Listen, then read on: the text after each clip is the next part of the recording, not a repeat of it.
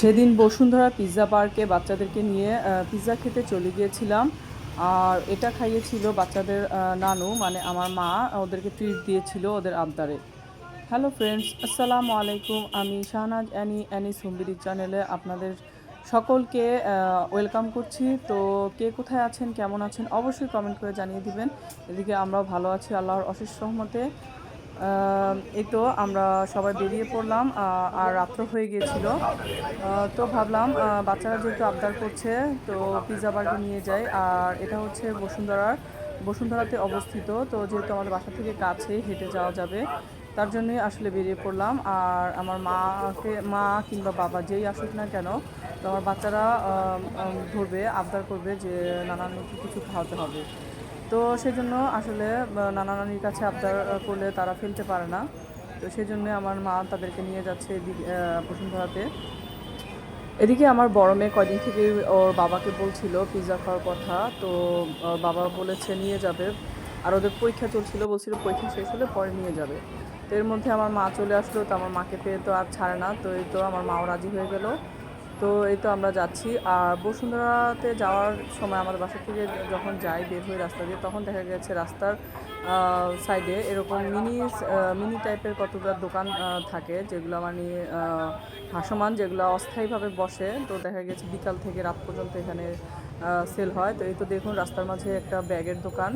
তো এগুলো দেখেও, এই যে দেখুন আমরা ব্যাগগুলো দেখতে বসে গিয়েছি। তো এই তো মেয়ে মানুষ বলে কথা, আসলে যেখানে আমরা দেখা গিয়েছে শপিংয়ের জিনিসপত্র দেখি আমরা দাঁড়িয়ে পড়ি। তো এই তো আমরা দেখে দেখে চলে যাচ্ছি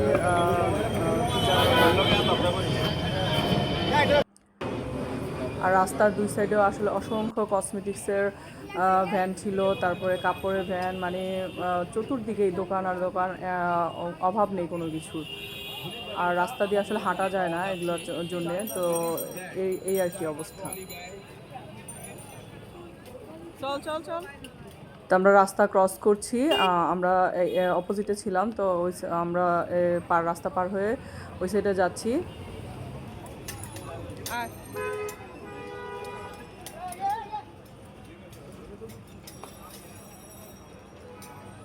এই তো আমরা চলে আসলাম পিৎজা বার্গের সিঁড়িতে উঠছি।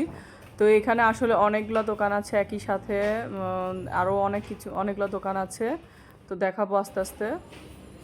তো এসে তো দেখি আমাদের মাথায় হাত, আমরা ভেবেছিলাম যে ফিরে যাব। তো এত ভিড় ছিল দোকানে, বাইরে থেকেই মানে দেখছিলাম যে দোকানে বসার কোনো জায়গা নেই, এত ভিড়। আর রাত কিন্তু প্রায় 10টা সাড়ে 10টার উপরে বাজে, কিন্তু তারপরে দেখুন এমন ভিড়, এত অবস্থা যে একটা টেবিলও খালি নেই। তো আমার বড় মেয়ে তো বের হয়ে চলে যাচ্ছিল ঢুকে, তারপর আমি ঢুকালাম যে চলো দেখি যদি কেউ উঠে, তারপরে আমরা বসবো। তো এই তো আমরা অবশেষে একটা চেয়ার একজন কাস্টমার উঠলো, তারপর আমরা বসলাম এদিকে, আমার মুখে বসলাম। এই তো দেখুন কি পরিমাণ ভিড়। তো আমি এদিকে চলে আসলাম অর্ডার দিতে। তো অর্ডার দিতে এসেও দেখি এখানেও সিরিয়াল মেনটেন করতে হয়।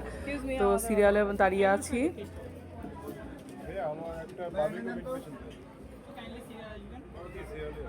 মানে এত রাত্রে এসেও যে এত ভিড়ের মধ্যে পড়তে হবে, এটা আমি ভাবতেই পারিনি।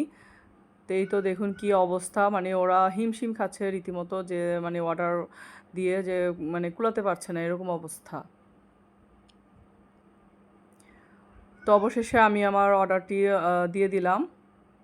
আমি বিল পে করে আমি আমার টেবিলে গিয়ে বসলাম।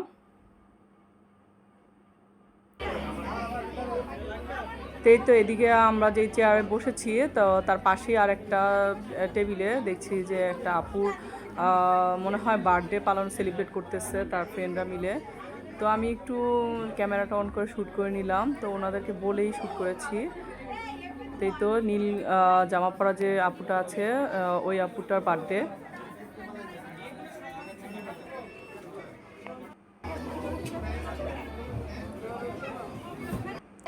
তো দেখে ভালোই লাগছিল আসলে, এভাবে যদি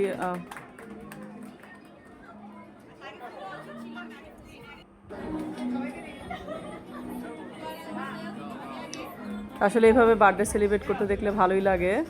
ফ্রেন্ডরা মিলে সবাই একসাথে আসলে হই হুল্লোড় করা হয়, আর মজা করা হয়, চিল করা হয়।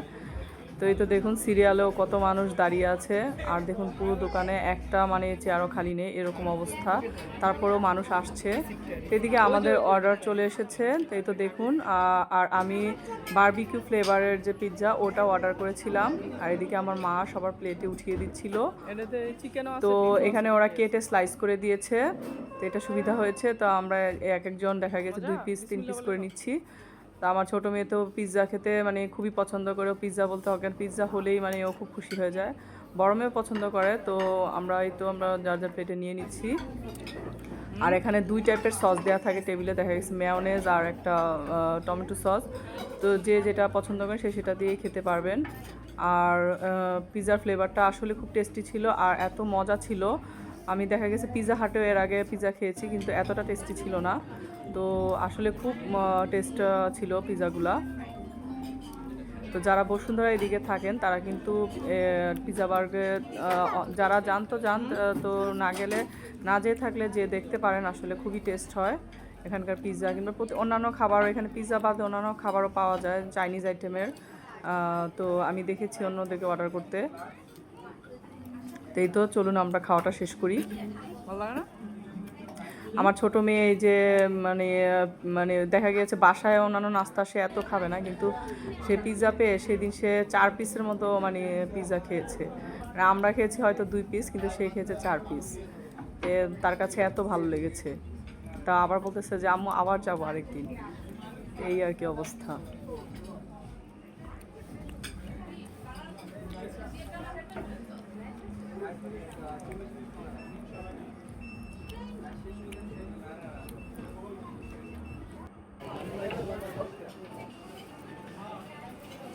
এই তো খাওয়া দাওয়া শেষ করে আমরা বেরিয়ে পড়লাম।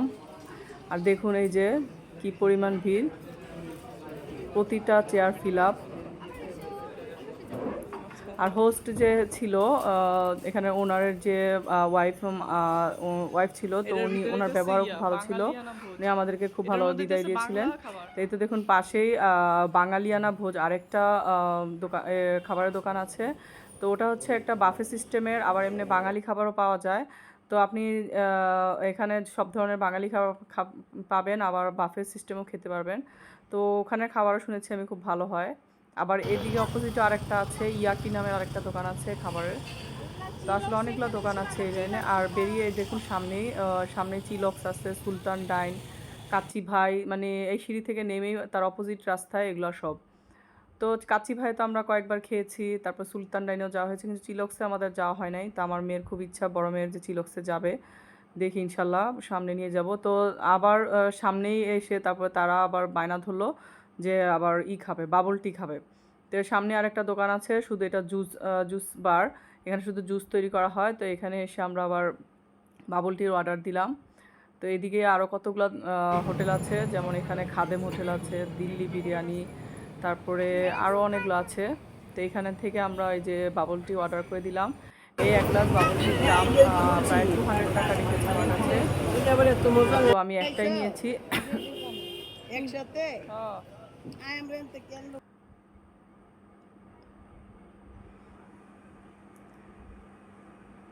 এই তো খাওয়া দাওয়া শেষ করে আমরা বাসার দিকে রওনা দিয়ে দিলাম।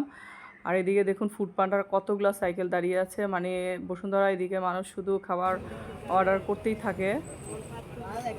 তো যেতে যেতে এই যে যে ভ্যানের কসমেটিক্সগুলো আছে এগুলোতে আবার দাঁড়িয়ে পড়লো আমার মেয়ে আর আমার আম্মু। তো আমার মেয়ে আসলে এরকমই করে, যখনই যাব তখনই সে এই ভ্যানগুলো থেকে কিছু না কিছু সে নিবে, দেখা গেছে কানের দুল না হলে আংটি। তো এই তো সে দেখছে, আমার আম্মুও দেখছে এদিকে চুড়ি।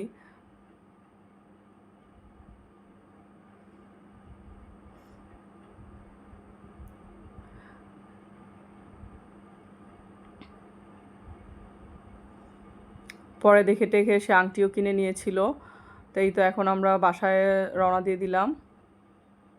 অনেক রাত্র হয়ে গিয়েছিল, আর আমার ছোট ছেলেটাকে বাসায় রেখে এসেছিলাম ওর আব্বুকে সহ। তো এখন বাসায় ফেরার পালা। তো এই তো নাতনির আবদারে আসলে নানি আমাদেরকে পিৎজা ট্রিট দিল। তো কেমন লাগলো আমাদের আজকের এই ব্লগটি অবশ্যই কমেন্ট করে জানাবে। আল্লাহ হাফেজ।